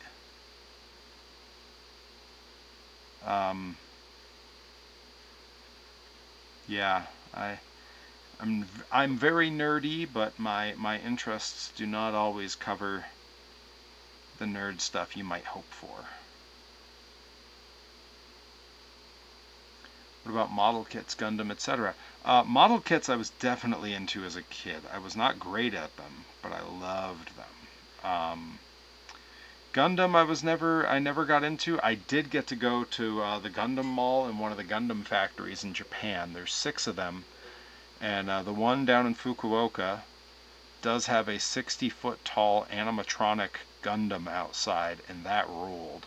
I had a great time in there. I even they're just off camera here. I did come back with a nice set of Gundam paint markers that I use in my toy making. Rip Bison, though, when we were over there, he treated himself to a couple Gundam models, and I told him, like, so you're gonna just keep those in the box, bring them back to America, right? Couldn't stop himself. He bought himself a pile of nice adult beverages at the Conveni one night, and just stayed up into the night building one of those Gundam models in the dojo. Oh, Sweepy7777's letting me know where the cheap viewers are. Thanks. It's very helpful. Thank you. Nightbot, can we kick Sweepy777? I don't know if you take voice commands, Nightbot. Do you take voice commands? I don't think it does. well, maybe we don't have to worry about the tech world taking us over just yet. Nightbot, play Wonderwall. No, no, no, it's going to give me, I'm going to get a copyright strike. No Wonderwall. One of my favorite podcasters when the world was shut down was talking about how he and his daughter and his partner had essentially formed a COVID bubble with their neighbors because they had a kid the same age as his daughter. And they liked to play together, and since they were all stuck at home, they figure it's a small group of them. If they kept the bubble small, it was safe. And apparently this kid, throughout all of the world being thanks, Cody. Throughout all of the world being shut down, this kid would come running into their house where they had one of those Google Assistants things, and would just come running into the house at all hours and just shout, "Google, play Old Town Road," and it just drove this poor adult man up the wall.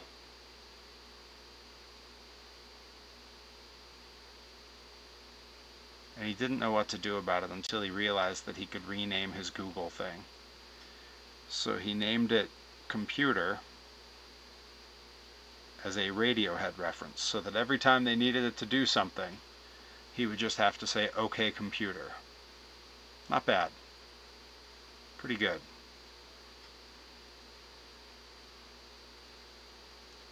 I said maybe. Thanks, Cody. You know, I read Play a Wonderwall and it just stayed in my head as a silly joke, and now, because I read those words, the song's in my head.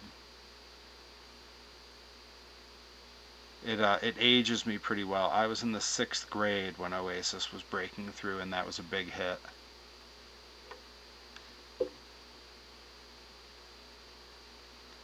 It was Wonderwall and Champagne Supernova were huge hits at the time. They were just, you couldn't escape them. They were everywhere.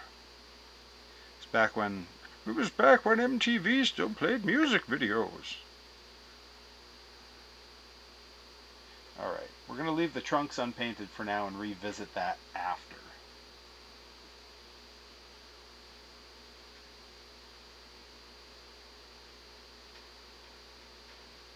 Alright, good. Right now we're just going to get boots and knee pads done.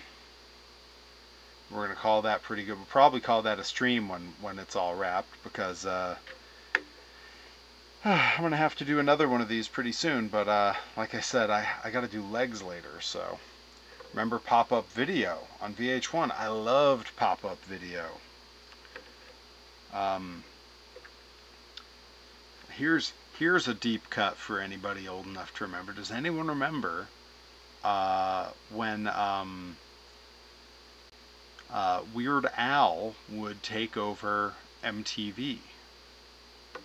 He had specials in the 90s where he would take over MTV for like a full 24 hours. He had the gimmick was that he had a pirate satellite that he was able to take over the station with, and he called it Al TV, and it was awesome. Some of those bits still float around the internet. His fake interviews, where he would use interview footage of celebrities and then splice himself in, those are classic.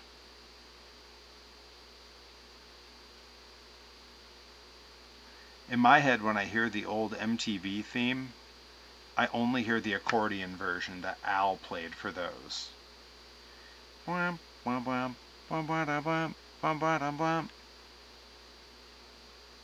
He also, the old, I believe IWTV uses it now, but the rocket launch, 5, 4, that MTV used to use to start all of their stuff. He did the same thing, but then halfway through it he would play it backwards so it looked like the rocket came crashing back down, and his voice would start doing the narration, 5, 4, oh no, oh the humanity. Pretty great stuff. So if anyone ever wants to know where I got my cheesy sense of humor. Big part of it right there.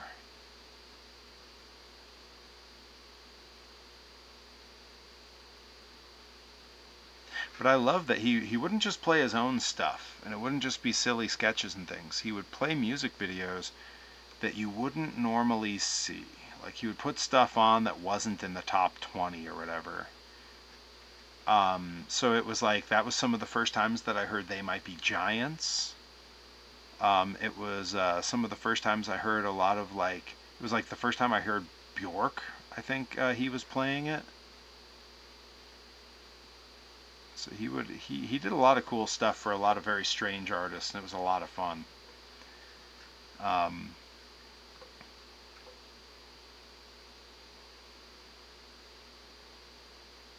They Might Be Giants are coming around with a big tour, and I really wish I could get out and see it.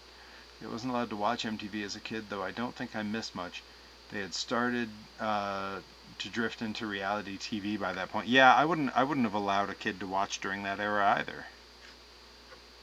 I will say the Osbournes, trashy as it may have been, was a real treat. That was, I would have been in late high school when that was on, and I adored that show. I mean, it's partly because I was an Ozzy fan, but man, that show was really fun if you were the right age at the right time.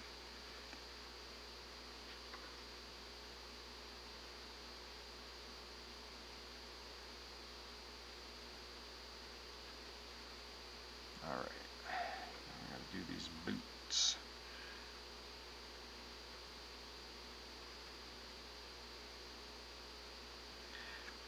When 9/11 happened, which again, this dates me as an old man. I was a senior in high school. I remember the next morning waking up and turning on the TV, partly because I wanted to see if I had to go to school or not.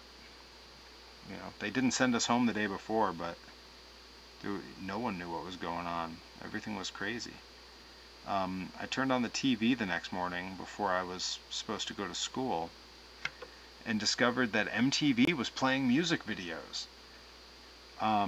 They had a little message that said, you know, if you want the news coverage, or if anything crazy happens, we'll put it on, but if you want the news coverage, every other channel is showing it. We would like to give everyone a distraction from the horror of what's going on. So we're playing uninterrupted music videos. And they did. They put no commercials on for like 3 days straight. It was just music videos. So that was pretty cool. I actually had friends come over because we were like, yo, let's sit and watch MTV for a bit.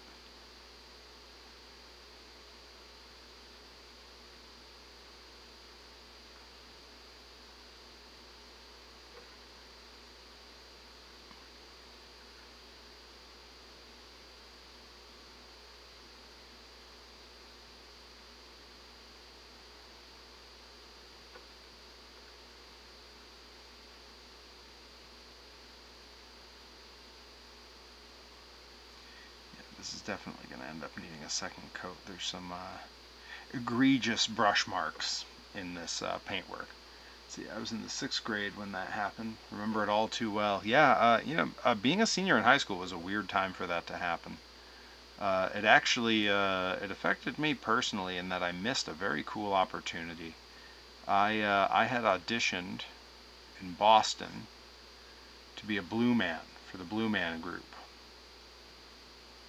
You know, they had shows all over the country. They had a Boston show, a New York show, a Chicago show, a Vegas show. They did not yet have any of the touring shows. And I loved Blue Man Group. I'd probably been to see them 5 or 6 times in Boston. And my audition went really well.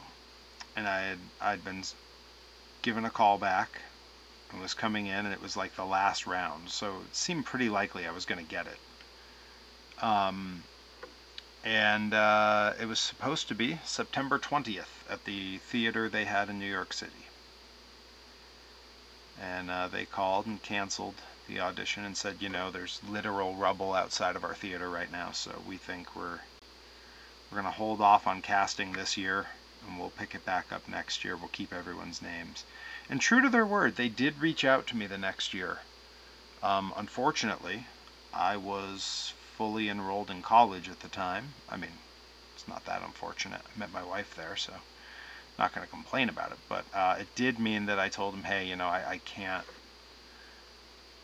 just drop out, you know.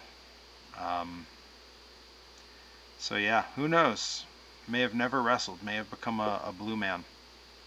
Could have been on Broadway. Which honestly, if not for wrestling, I would have loved to have pursued Broadway. Big musical guy.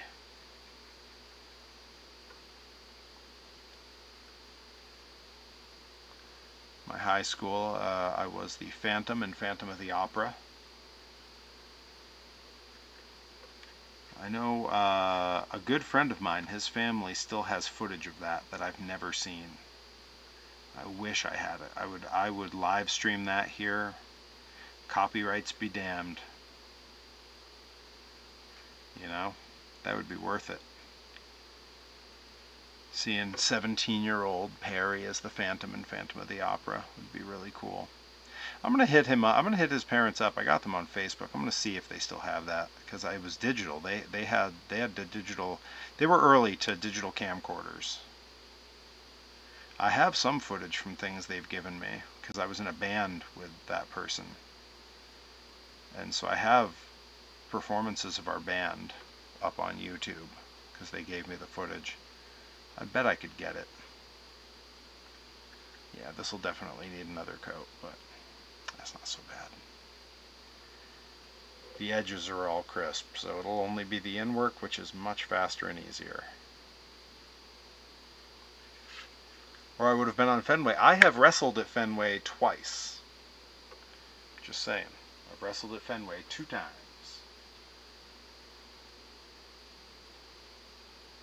Which I can tell you is a true blue. My mom wasn't there. My mom wasn't home. She doesn't get out much. My mom wasn't there for it, but that is a true blue highlight for my mother. She's a diehard, lifelong Red Sox fan. Stuck me and my brother in Little League the instant that she could, even though neither of us like sports. She coached us. She taught us both how to throw and catch. She was obsessed with that stuff. My dad could have done any of that, but she did it because she loved it. And she was so thrilled to find out the first time that I was wrestling at Fenway Park, and then very thrilled to find out when it happened the second time. So real highlights for Mama Von Vicious.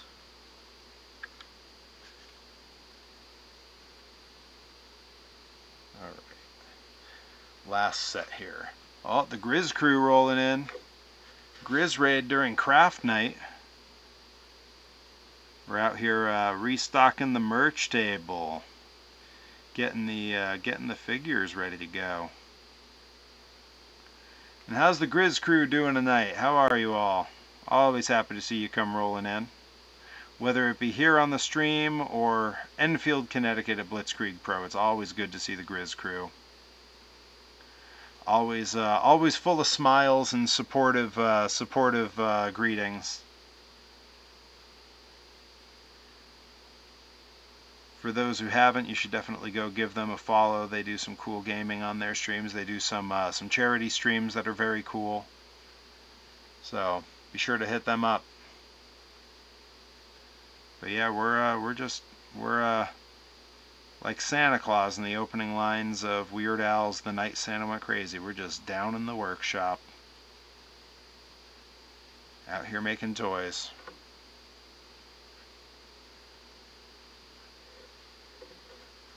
Playing some SVR season mode. Oh, cool. Do you stick with just the basic characters that are already in the game, or do you have do you run with creator wrestlers? I was very surprised. One of our regulars here on the stream, Bobby Gilbert, the other night, we raided his stream at the end of my stream. to discover that he was using a Perry Von Vicious Creator Wrestler in WWE 2K. So that was a neat surprise when we jumped over and raided him, and there I was on the screen, kind of. Got an epilepsy charity stream coming up in November. That's awesome.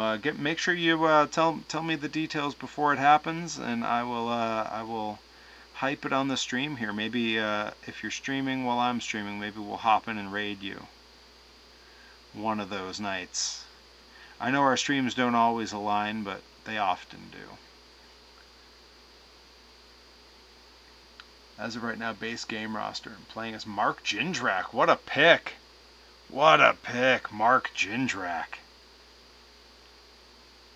And he was a big dude, huh? You know, it's crazy. When I was little, all the wrestlers seemed virtually the same size to me, unless they were like Undertaker or Yokozuna or something. It's super weird to go back now and look at some of the wrestlers from when I was little and realize that some of them were absolutely massive. I always thought of Owen Hart as like a little bitty cruiserweight, pretty much just because of the way he wrestled. But you go back and watch him, he was a big dude. Like, I think he was about my size. He was a big guy. And when I was little, it just didn't feel that way. He didn't wrestle like a big guy, and they didn't present him as a big guy. So in my mind, he was the same size as like Rey Mysterio or X-Pac. And that is not the case. The character model in the game looks like Matt Damon. That's excellent. Great stuff. Well, it sounds like you guys were having a good time over on the Grizz channel. Alright, that's looking good. Let's get the detail work done over on this one. I've been over here doing the slowest paint jobs ever on my own figures. Because I'm not at crunch time. I have 2 figures left in the merch box right now. And I have the weekend off, so I don't have a merch table to have stocked this weekend. So I've got a lot of time this week and next week to get these figures ready to roll before my next shows. That means I don't have to stress, I don't have to rush, I can just enjoy something that I'd probably be doing whether I was getting paid for it or not. It's as much a hobby as it is a job, although it pays me, so I suppose it is technically only a job. I don't think if you're paid for something, you can't claim that as a hobby, right? I don't think so. Let's see. Grizz says tomorrow at the Big E, I'm seeing Finger 11. Oh, that's so cool. I know when Blitzkrieg was at Retro World a couple weeks ago, the Retro World Expo down in Hartford. It was the first weekend of the Big E, and on Saturday, after the show, I wasn't there, I was down at Power Pro Lucha in Philly. After the Saturday show at Blitzkrieg, basically the whole roster packed up and drove to the Big E to go see Busta Rhymes together. That must have been quite the sight to see. Logan Black and Diaspora and the whole crew rolling in for Busta Rhymes with Leary and Skyler and everybody else. I believe J. George went. Angelo Carter was there. It sounded like it was a great time. Honestly, like I couldn't be bothered with Busta Rhymes. Like that's not anything I would go see. But if that whole crew was going, I'd probably go. I do know sometime soon, don't anyone stooge it out, don't tell him. Sometime soon, myself and Johnny Torres are going to go and surprise Leary. He has a band that does a bunch of ska and punk covers. And we're gonna pop into one of their shows really soon. Not tell him we're coming. just show up and be there when he hits the stage. I miss being in a band. I really do. It was not a terribly different lifestyle from being a pro wrestler. A lot more to carry around with me, but man, I miss it. It was a lot of fun.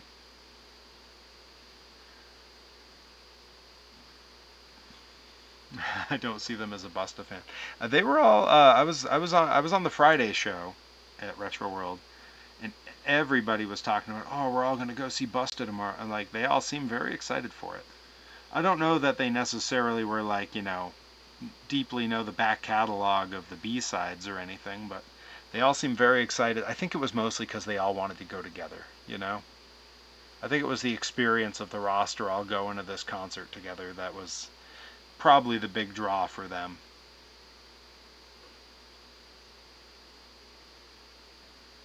All right, I think that's it for those. So put that on the rack here, hang that up to dry. Alright, and as long as we're here, yeah, a lot of this still needs to dry. I'm going to take a look at these torsos. I believe everything on them should be pretty dry now, and yeah, I'm going to hit a little, just a little bit of a second coat on some of this hair. Some of it's a little uneven in color, and I'd like it to be good and sturdy.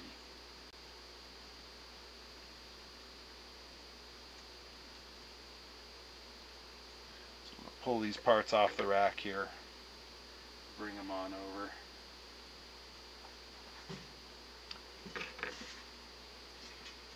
Yeah, alright. Gotta hydrate. I got leg day after this. Oh man, we're pushing right up on 2 hours. I got leg day in like 3 minutes. I don't think we're actually going to get to do a second coat on these. I'm going to have to hang them right back up. Gotta clean my brushes, and I gotta hit legs. I thought we had a lot more time than that, but boy, when I said I was taking my time on those parts, I guess I was. But we got a lot done. We got the legs and mid-torso are basically finished. These, I'm going to touch up the hair and beards a little bit on the next stream and do the whites of the eyes, which again, because I bought these nice expensive fine point brushes, is going to be real easy, way easier than it used to be. And all the arms are done. The arms are easy.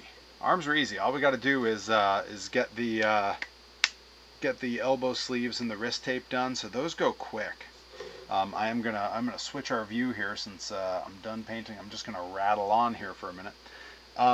But yeah, I'm definitely gonna be doing some more workshop streams pretty soon.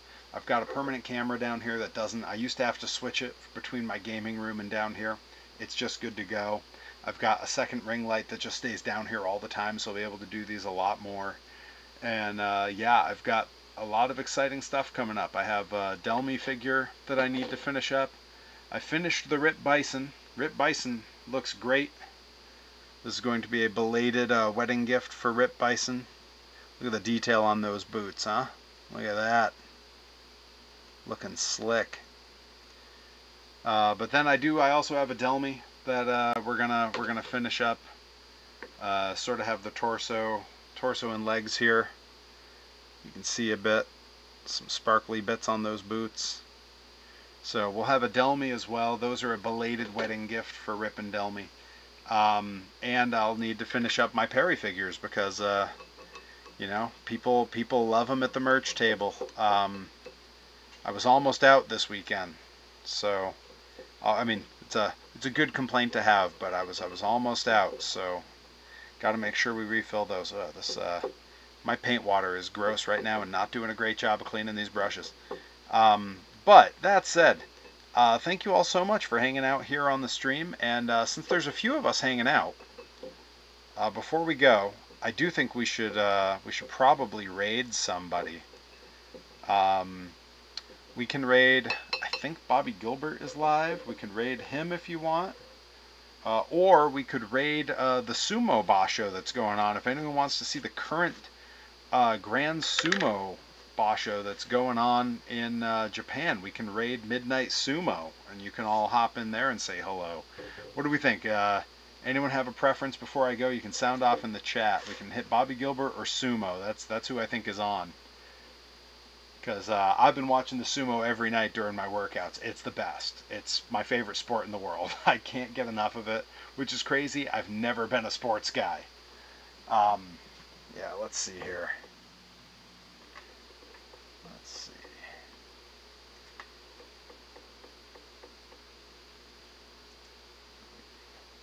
Midnight Sumo. All right, we're gonna do it. We're gonna raid Midnight Sumo. So I will see you over there. Take care. Thanks for hanging out. Okay, give me 1 sec.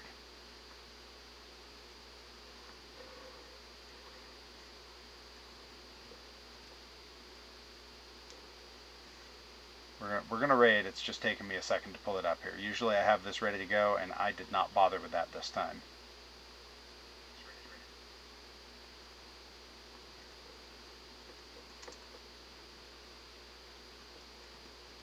There we go. All right. All right, it's giving me the countdown, and then we're gonna hop over. So thanks everyone for hanging out, and I will talk to you all soon.